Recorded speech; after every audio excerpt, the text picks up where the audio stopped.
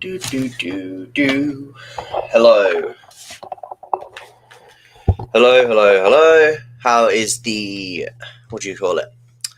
How's the audio? Can everybody see me? Everybody good? Let me know in the chat. First stream in about, 2 weeks maybe? I was on holiday. Nice break, but very glad to be back and at it. With the Chelsea games coming thick and fast. So, first of all, how's everyone?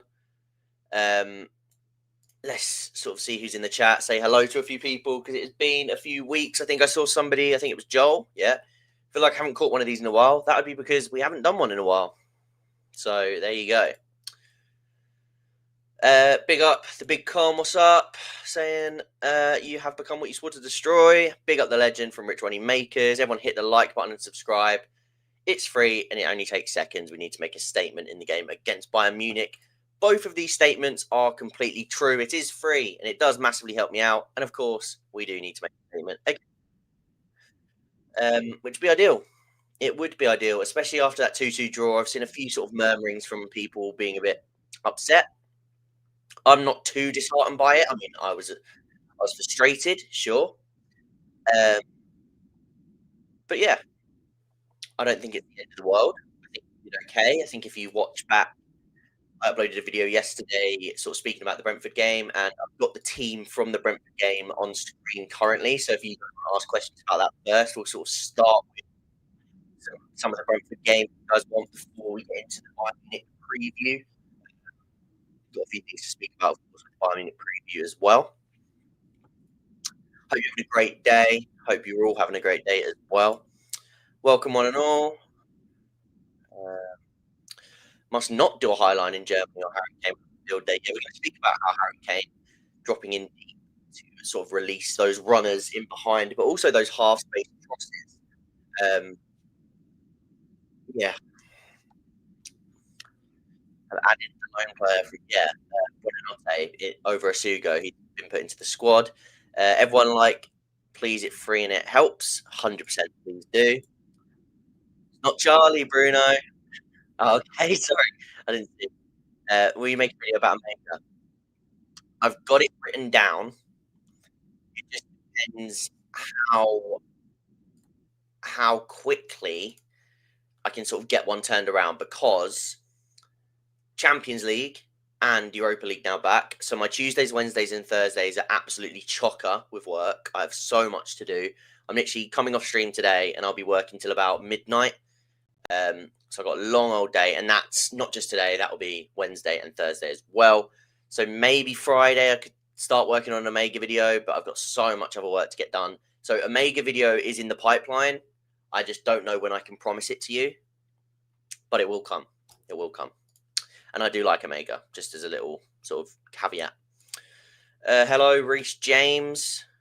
Mr. Streams, welcome back. Thank you very much, Abdullah. Very glad to be back. How much did Garnacho change the game? Seemed like when he came in, we were so dangerous from the left. He was directly accountable for 3 box entries on that left-hand side. Him coming in, and I spoke about this on the video. It wasn't just him coming in. It was just the entire left-hand side, the way that it changed. You had Cucurella in here. You, of course, had Garnacho coming in late in the game in here as well. So not only was Garnacho then able to sort of get into these areas here where he could sort of find those box entries, but the progression routes down this side of the pitch were also far better. So both of them sort of played hand in hand. But Garnacho was, he did exactly what we expect from him.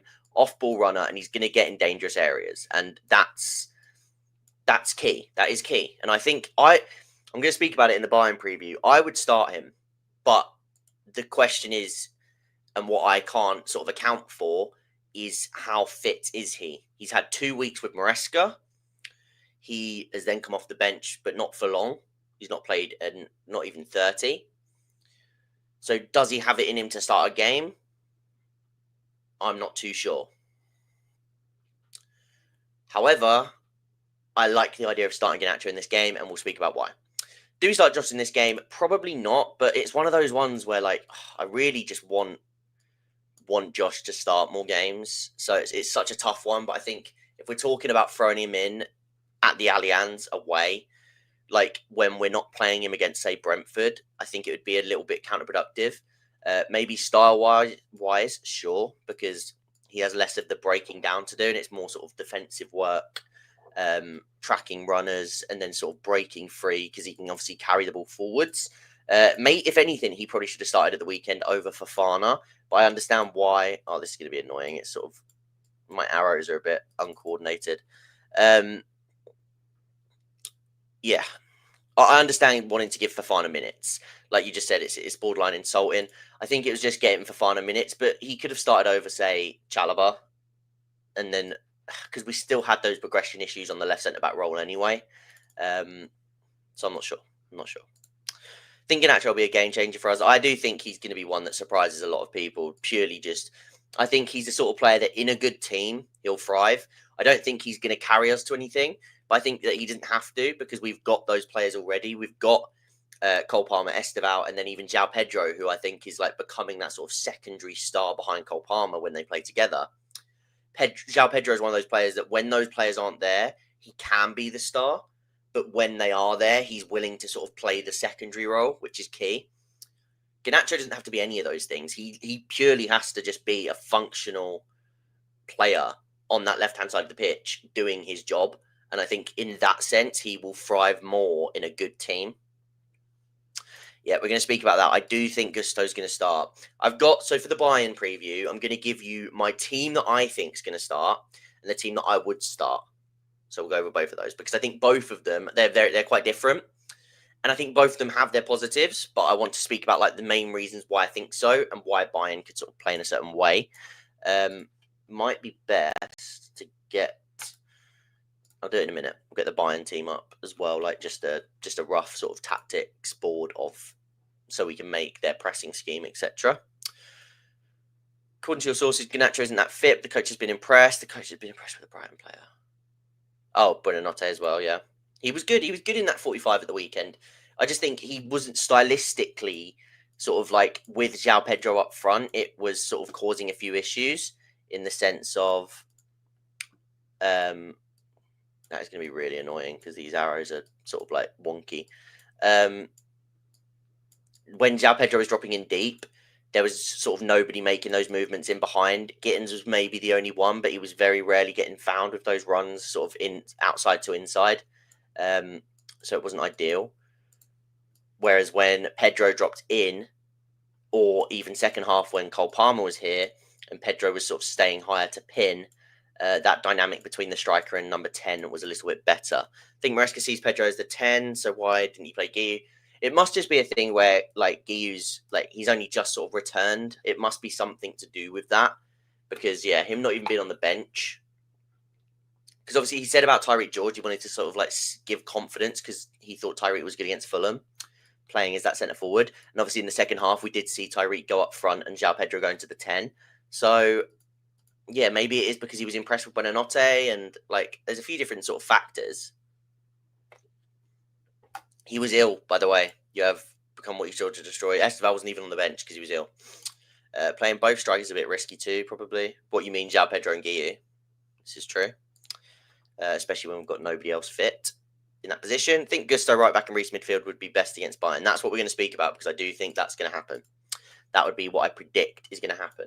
Let me have a really quick check how we're looking for the like total. We're on 19. We got 36 in the building. If we can just really quickly run that up to like 35 likes as quick as possible, because then we will sort of, that will help to push the videos as quickly as possible as usual. So on 37 viewers, run that to 35 likes and we can move from there. That'd be ideal. Anyway, let me quickly get the Bayern team up. If you have any other questions, let me know before we get started. Let's start with questions talking about the, the Brentford game, like I said, or just any sort of squad questions we'll start with. And then whilst I'll quickly set this up, Gusto's improved, we need to give Hato time. Which of the wingers do you think works best as a 9? I mean, Neto probably currently, just because he's sort of more familiar. But I think eventually it'd be Garnacho, just because of that sort of relentless ability to run in behind and that off-ball movement. I think it would be Garnacho. I think we shouldn't have put too much into this game and save it for United on the weekend. Why? We can afford to lose this game, but losing to United will be an opportunity lost. I think we're going to go for both, in all honesty. I don't think it will be sort of one or the other. Yeah, I think it will be quite, what do you call it? The same. Like, I think we'll go for both games very, very aggro, really. I think we have the squad to compete in both fronts. Like, yes, a lot of the changes, it sort of hurts the familiarity, but I think we'll be fine. Badiashile and Lavia apparently involved with the training. You reckon we see them? Maybe not against Bayern, maybe for Man U. I think Lavia is key for United.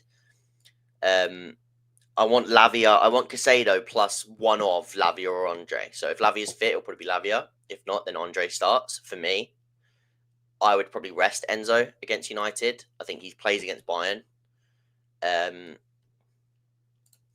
Yeah, João Pedro wasn't fully fit either. Yeah, he wasn't. He said that he wasn't 100%. Do you think we should try and dominate or counter, or a mixture of both? A mixture of both, for sure. Maybe not dominate, but I think the mixture is like be compact off the ball, ready to hit them on the break, because they're going to press us high, and they're going to sort of like be aggressive. So be sure that we're going to like sit in a compact block, but then be ready to sort of burst out. And then on the ball, I think it's all about sort of, because you know they're going to press you high, it's not about dominating the ball, but it's about having those sort of set routines of build up that we know is going to sort of help bypass their man-to-man pressure. What was I going to do? Let's quickly try and put the team. Let's put the team that I think will start first. So Chelsea versus Bayern, we're going to go with the team that I think will start the game. And we'll start with the team that I think is going to start the game. So we've got Chalobah, right centre back. Toss in here. Should we do it? What we'll do is we'll start with it out of possession so that we sort of find it a bit easier to. Got to try and find all the players now. Gusto, Reece, Enzo. Buonanotte won't play. Hato won't play. Gittins won't play. Neto on the left. Pedro up front.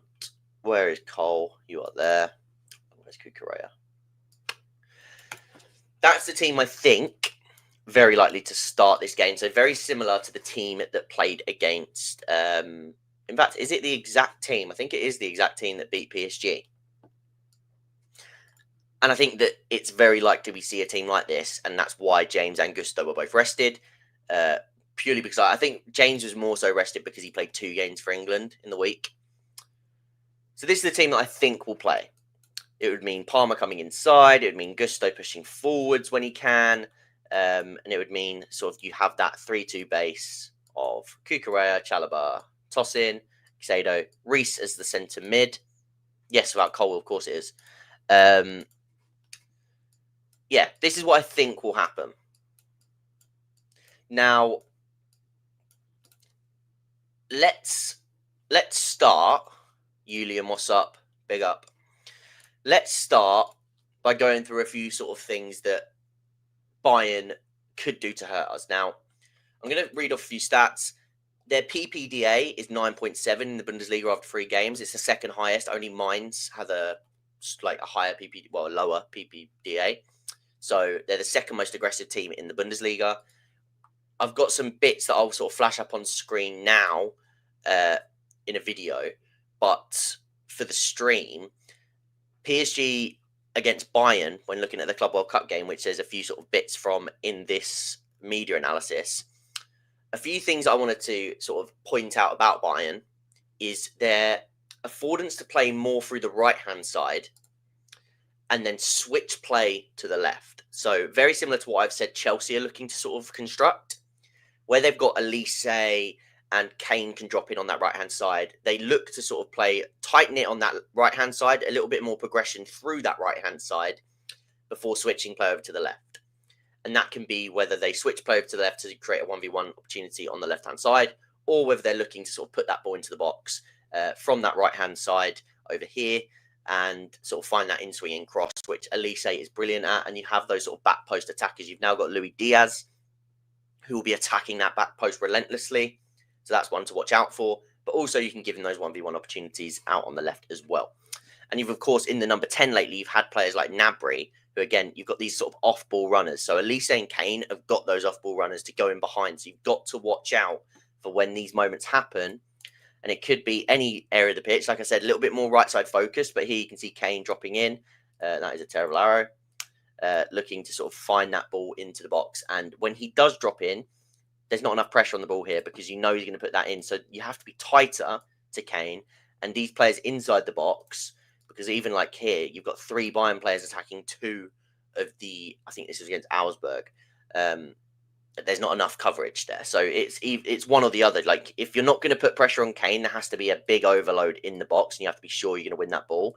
But if not, if you're going to go sort of man for man here, then you have to have way more pressure on Harry Kane. And especially, and again, it's not just Kane, it's Elise as well. 2 players that can cause big upset from these sort of half space crossing zones. And it's something they will do very much.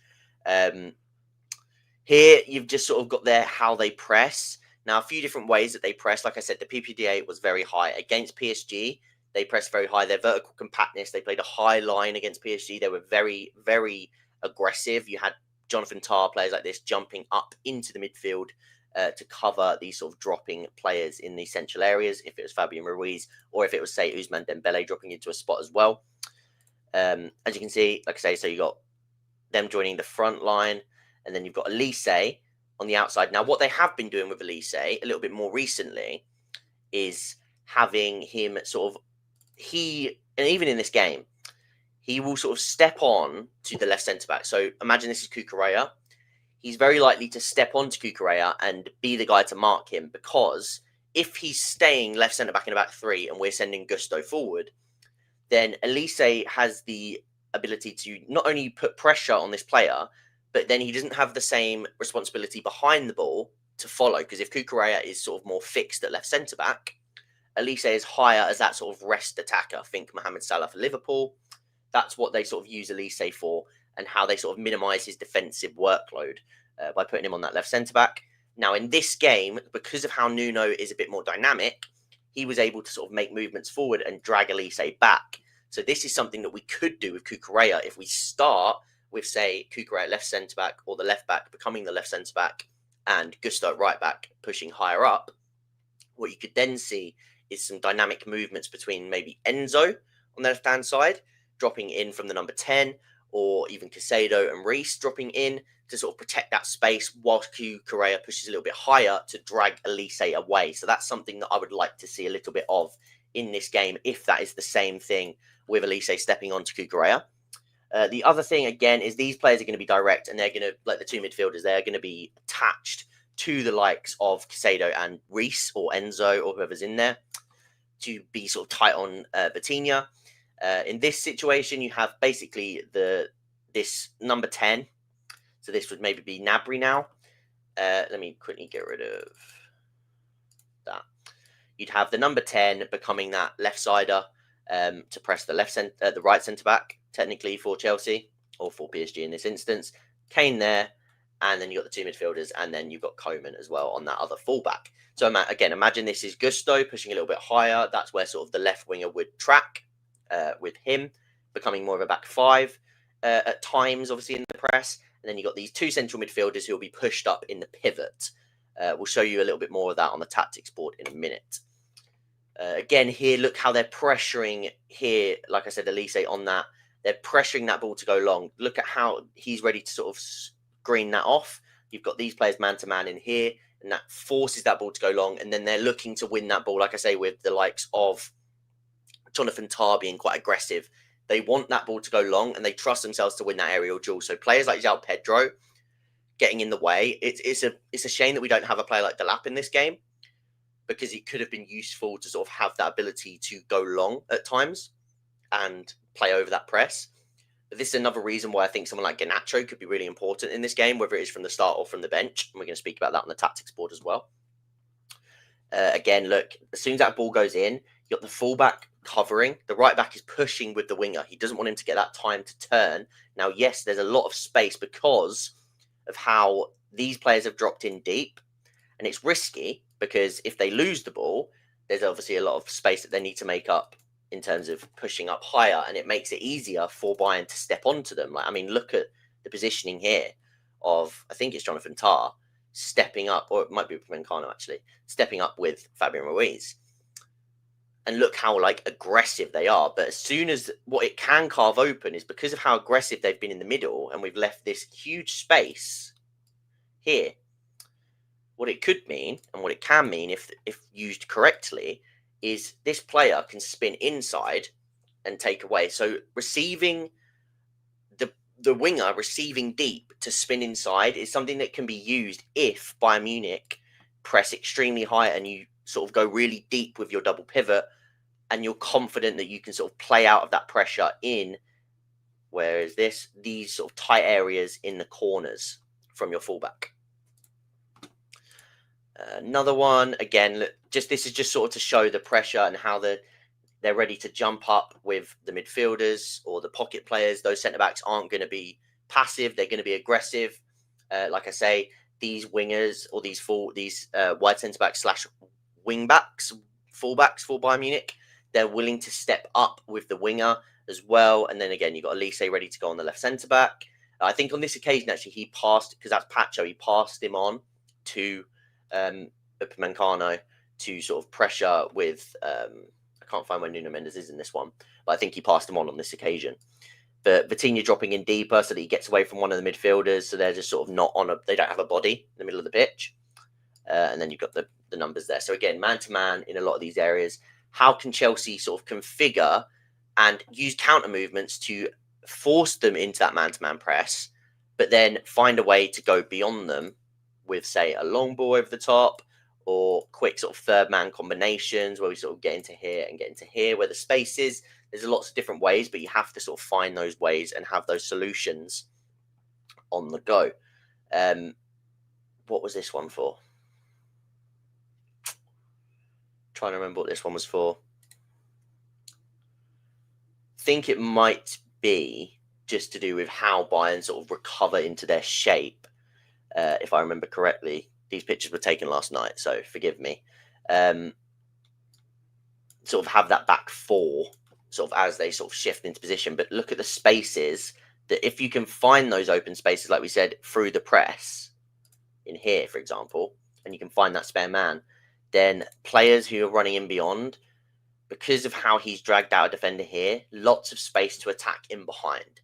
And if you can do that with your central players, such as João Pedro, like this is like obviously with Ousmane Dembele, this is something that PSG do. I think that João Pedro can offer that same thing, dropping in and dragging those centre-backs out, which is why I think it's so important to have wingers in this game that are willing to come narrow or attack from outside to inside and attack that space in beyond, because there is lots of space. Probably the biggest passing gates in that would be between that sort of fullback and centre-back, like the centre-back partner of the one that's jumped out. It opens up that space a little bit more. Because, yeah, this is Coman over here. I've just remembered. This is Coman dropping off because of Hakimi's positioning here. Ooh, there. Which means that there's only actually a back three at the time, because obviously of Mencano stepping out. So you've got three at the back plus Coman on this side. So you can either sort of look to attack that side whilst he's there and attack him 1v1. Or you can look to exploit that gap between the fullback and centre-back, as we said earlier. Back to the tactics board. So how can this work in terms of how they're going to press? So imagine this is Elise, like I said, with the Cucurella sort of aspect. Mike keeps cutting out. Is anybody else having that issue? Can people let me know? No, it doesn't. Is it just Ruben?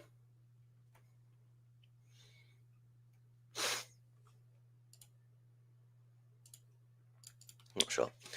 I'll keep going, but let me know if it's happening for anybody else. Nope. From Dan as well. Okay, cool.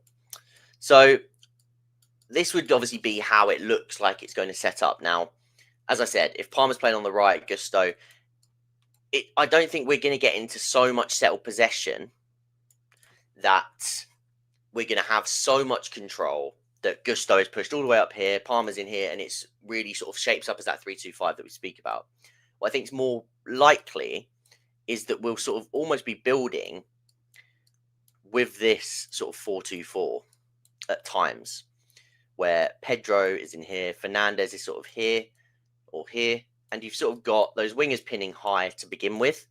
Now, what could then happen is Palmer drifts inside, Pedro drifts in here, and you sort of bring that fullback in. So again, as we did against PSG, can you find that ball into this channel where Gusto can attack it? That's one way of sort of looking to attack them from those goal kicks. As we said, if we sort of get how they press a little bit more, sort of like this, in a sense of, no, that's the wrong one. A very sort of aggressive 4 in midfield. Now, Elise, as we said, what would actually happen is these two players are accounted for by the 2 central midfielders. So let's sort of just make a reference of that there. You've got Elise, his man is Cucurella. So whether that is Cucurella sort of dropping into here, he will be here. But if he goes wide, of course, he covers him wide. Then you've got Harry Kane, likely on the central centre-back. But again, if he comes over to this side, that's Kane's job to sort of mark his run. The number 10 here. And then Coman would be looking to follow and match Gusto in that sense here. So if Gusto pushes up a little bit higher in the press and we have a bit of a lopsided, in the build-up, we have a bit of a lopsided one like this, then that is sort of how the press will look. Now, that also means that the fullback is going to come inside with Cole. One centre-back is going to be looking to step up onto Enzo, which is what we saw with them on Fabian Ruiz with Jonathan Tah. So if Enzo is looking to drop into here and bring Tah away from the press, then the big spaces, as we said earlier, will be here between the fullback and the opposite central defender. Cole's ability to sort of drag them inside is where you can create space for Gusto down this hand side, this right hand side of the pitch with direct balls. But the other way is to find those combinations, dragging these players away to this left hand side of the pitch. In terms of Elise, who's again, his role is mainly on Cucurella. So you want, I think, another sort of key factor is by building through the left hand side of the pitch, is it doesn't leave Elise as an obvious outlet ball, because if you lose the ball and it sort of ends up being lost in here, you've got plenty of bodies on this side of the pitch that it's not the obvious outlet ball. Whereas if you was building through the right hand side and Elise was just sort of stood on Cucurella and they were the only two on that side of the pitch, and he could quickly find those outlet balls to be that 1v1 outlet, and it gives Elise the best opportunity to thrive in those rest defense moments, rest attack moments, I keep saying. So the other option, as I said, and this is why for me, this is what I think the team will be, but I would love Garnacho to start this game. Probably won't start, like I say, but even if it's from the bench, he has such a big part to play in this game, because what you have in Garnacho, and if you can find these sort of links to, like I say, drag players away, find the ball into someone like João Pedro, who can really hold that ball up and then spin that ball in this gap, because attacking that space between that fullback and centre-back quickly is how you'll get in behind this Bayern Munich team, because they press high. So Garnacho's runs and relentlessness to attack that area on every single occasion, and even the timing of how he does it, because it is probably his biggest skill set. I think it would be key against this Bayern Munich team and the space that they offer up within this passing gate. And I think it could be the absolute key to winning this game for Chelsea, because it's one of two options with him and Gusto. Now, Neto can do this, and like I said, I think this is more likely that Neto will do this, and he'll be asked to do that. I think it just comes more naturally to Garnacho. So maybe it's one of those games where Neto starts the game, and we sort of build into it, and we try to keep it tight, and then later in the game, Garnacho comes in, and we try to go for it from there. Defensively, a lot of people have sort of made the point about Neto being in the team for the defensive sort of side of the game. And I think the difference is, and what a lot of people are thinking about, is Hakimi and how important he was defensively, like how important Neto was defensively against Hakimi. I think the difference with Elise and at the minute how they've got Conrad Lima is they want to isolate Elise 1v1. They don't want to have sort of Lima taking up that spot. If anything, he'll be sort of in that half space ready, and Neto or anyone is sort of enough of a nuisance to be in and around that area, win the ball back and explode away. So I think it's enough to leave Cucurella with Elise. I think what's more important is down this right-hand side, just tracking those runners. And I think one thing that I'd be most worried about is Gusto defending that far post when if Elise gets the space to put that in-swinger into the box that we spoke about earlier, because it is one of his most deadly weapons. And Gusto, one of his worst traits is defending the back post from those balls into the box. So probably my biggest worry would be that in how our back four is constructed with Reece in midfield would be I'm just trying to think. This all looks a bit out of place. Would be him defending that back post and having players sort of sneak behind him, such as Gnabry from the number 10 or whoever plays on the left, Coman or someone like that. So I think watching those back post goals, whether it's Chalobah sort of making sure he's on it to defend the back post and get things away with Adebayo and Chalobah, they need to be sort of really first to every ball. And then James sort of keeping that constant line of communication with Gusto to make sure he doesn't get beaten at that back post. That is the key for me in this game in terms of defensively. And yeah, I think just you leave Cucurella with... Oh yeah, of course he did. So it won't be Coman. I think it's because the reason I got confused is because Coman's in these images. So yeah, my bad. Not Coman. Am I comparing their style to PSG's? Not really. Not really. I was comparing the pressing style, and how we press them and defend against them.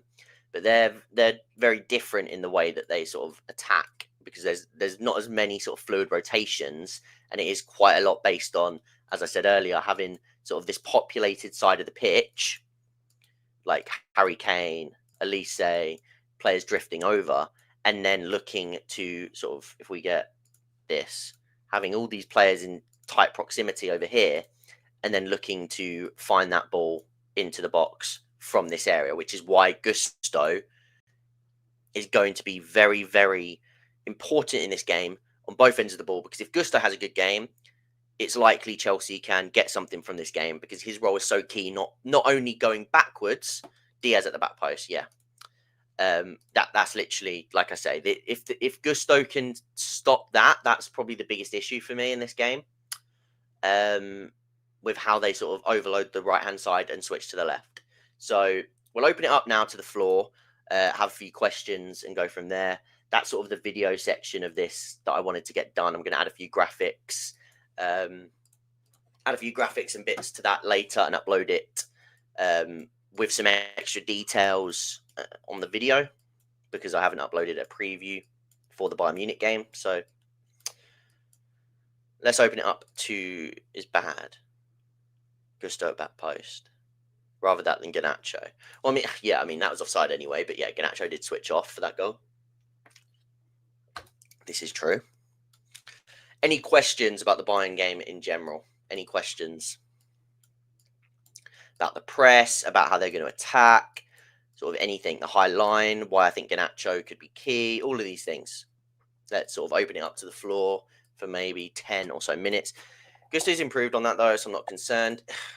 I don't think we've seen much to say he's improved on that side of his game.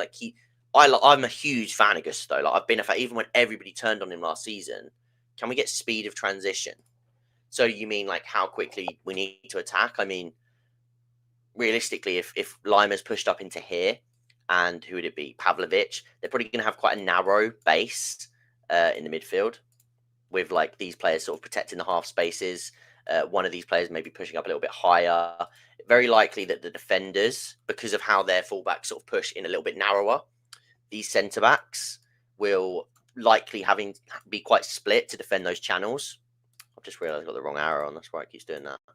To split those channels. So in terms of how quick we break from deep, it's important to sort of from these areas look to hit that channel in behind very quickly, probably with 1 or 2 passes, to make sure that those fullbacks can't sort of get back to protect that space, because they'll instantly be looking to protect these spaces and keep a high press on Chelsea.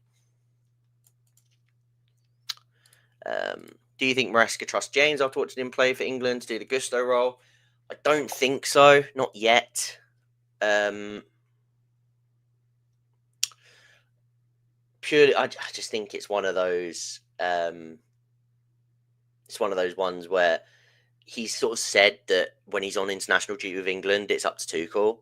But I still think he's worried about sort of overexerting him, and I think it's more important to have him available than like for these big games, and have him in some capacity, even if it's not the exact role that everybody wants to see him in. It's still he's there, and he's a leader, and he's a big presence, and he's got the quality from dead ball, and from even if the ball drops, he's like he can offer that moment. So yeah, managing fitness, I just think it's one of those ones where he's still gonna. Yes, I've discussed how they'll press us. The video will be out. The full video will be out tonight. So if you want to like recap and watch that, that will help for sure. What do you think of Neto in that Gusto role? Maybe James covering Diaz. But then Neto in the Gusto role. So right back. So you play Neto right back. I'm assuming what you mean is like you want James covering Diaz at the back post. But then in that sense, it's quite hard to do. Do you think we'll see a similar game plan like that against PSG? What do you think of Kenda doing the Gusto role when he arrives? I don't think he will. I think he'll play as a touchline winger for sure. I think we might have to end the stream early, because I've just realised I've got to do something before I start work. I've got a lot of Champions League work to do, like I said, at 2 o'clock. Can we really quickly run up those likes to 40 plus, because we're only on 33? I'll answer a few more questions just before ending the stream, and then this will be out as a video later today. So don't miss the video, because it will have some extra sort of details and data. Got some graphs that I'm going to put in there that I wanted to sort of use to touch on how Bayern will play in this pardon me, in this game. He's making late runs in pre-season, though. I think it will take time for Enzo to fully trust Reece's body. Yeah, for sure. Up the Chelsea. Forgot the like. All good, bro. All good. Everybody drop a like if you can. It would be very, very, very helpful. How long till it feels like Maresca is being too cautious? What with Reece? I don't think there's such thing as being too cautious with one of your best players, though, is there? Because, like I say, like I find it tough with Reece, because would you rather play him in that right wing back role and like he manages to stay fit for 2 or 3 sort of weeks, and then he gets injured again, and then we sort of go back through that whole sort of process? Or would you rather him just continuously be available like he has been for the last like 8 or 9 months?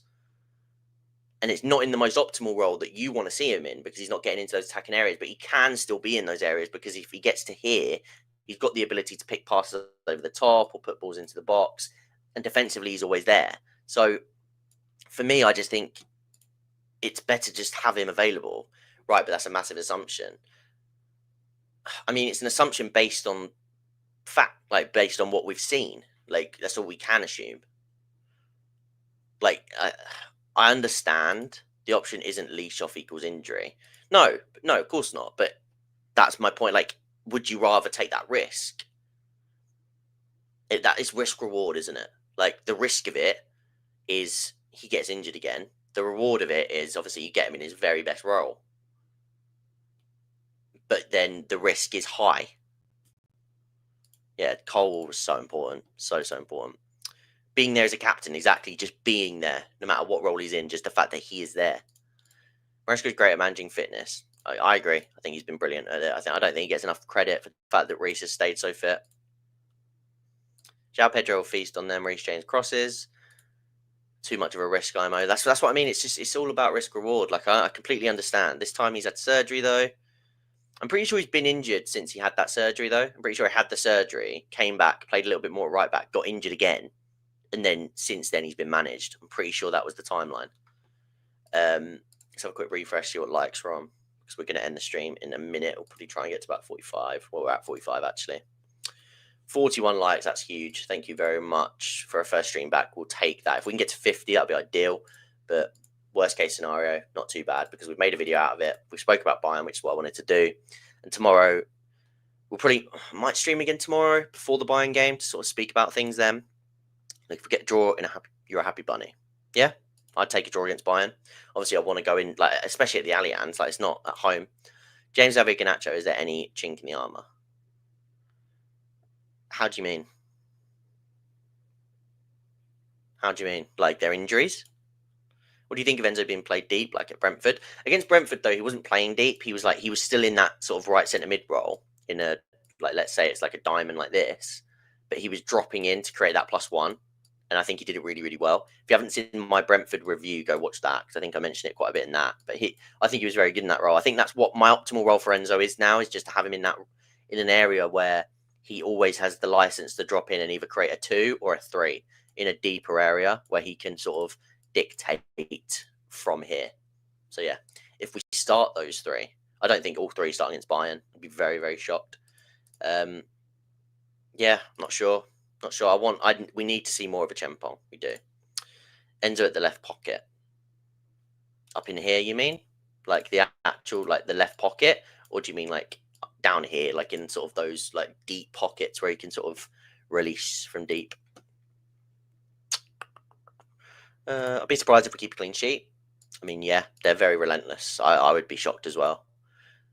Like I say, a lot of it will come down to the defending of Gusto for me. If he is started, like if it's what I predict, I wouldn't mind it.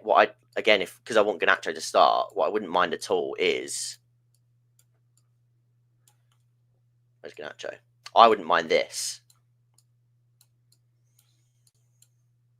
as the team. And then on the ball, James goes into midfield, Enzo pushes up into the left pocket. But then it also means you've got 2 direct wingers running in behind, attacking that space that we spoke about earlier, which Pedro and Palmer, because if they're dropping in as those double 10s and drawing the centre-backs out, lots of space for Garnacho and for Neto in behind. So I would like to see that, but I just don't think we will. Josh needs to start ahead of tossing. Don't think he'll start ahead of tossing, especially not against Bayern. But essentially, we need more minutes for him, 100%. Score draw feels very on the table. I'd take a score draw. Why do you think he waits till halftime to make changes? I mean, you weren't going to... I don't think he should have made subs before halftime. I don't think it was that bad. Like, I think it was slow, but very rare to make substitutes before halftime. Very, very rare, unless there's injuries. Depends on speed. Palmer and Steve swapping right and right pocket.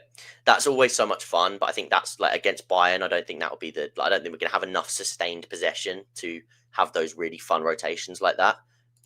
Neto, Cole, Steve. Esteval, I think he'd just be better from the bench against Bayern and then start him against Man U. I'd definitely start him against Man U. I think he's like very well made for that game, playing against a back 5 and like how they will sort of go into the pocket. I think against Manchester United, I want Esteval playing as that sort of starting on the right, but coming into this pocket where he sort of almost like his role against, who's it against? Is it West Ham? His role against West Ham, literally like that. I think against United works perfectly for him. Josh is good defensively, but he can't make those line-breaking passes. I think he's all confidence. He has the ability to do it. It's just whether he can sort of like, it's the confidence in which to repeat those actions. Elise will give us nightmares, but if we can manage him. Like Cucurella, I think will manage Elise. I think I'm just more worried about the back post cross. And that's why I would start Reece at right back. So yeah.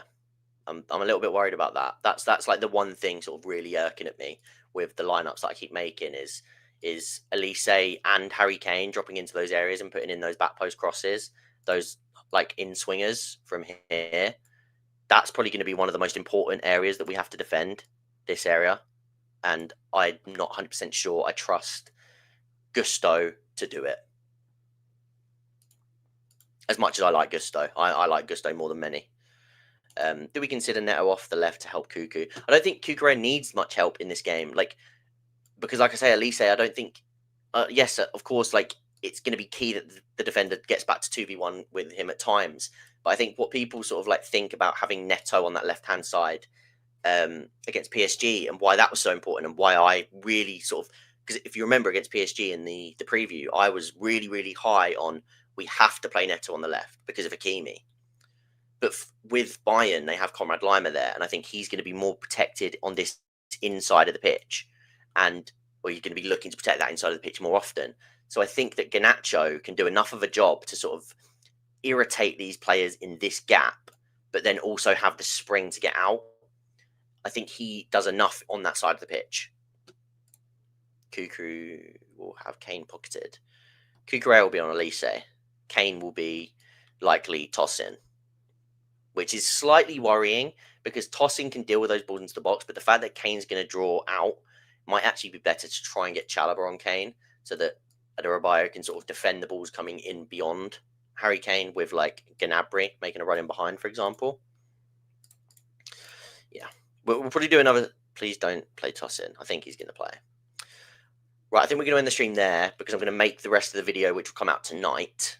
So don't miss the video tonight. Any like or comment on that video really, really helps just to help the algorithm. So if you guys see the video, please do show some support on it. Thank you all for joining the stream as always. And we'll probably we'll have the video out tonight, probably another stream tomorrow before the game, and then also a video after the Bayern Munich game. So plenty of content coming up in the next few days. Big up Dan, big up Julian, sorry. And I'll see you guys next time. Peace. Cheers, Connor. First time enjoyed it. Let's go. Thanks very much, Puzzled Life, for the support. Thanks, everyone.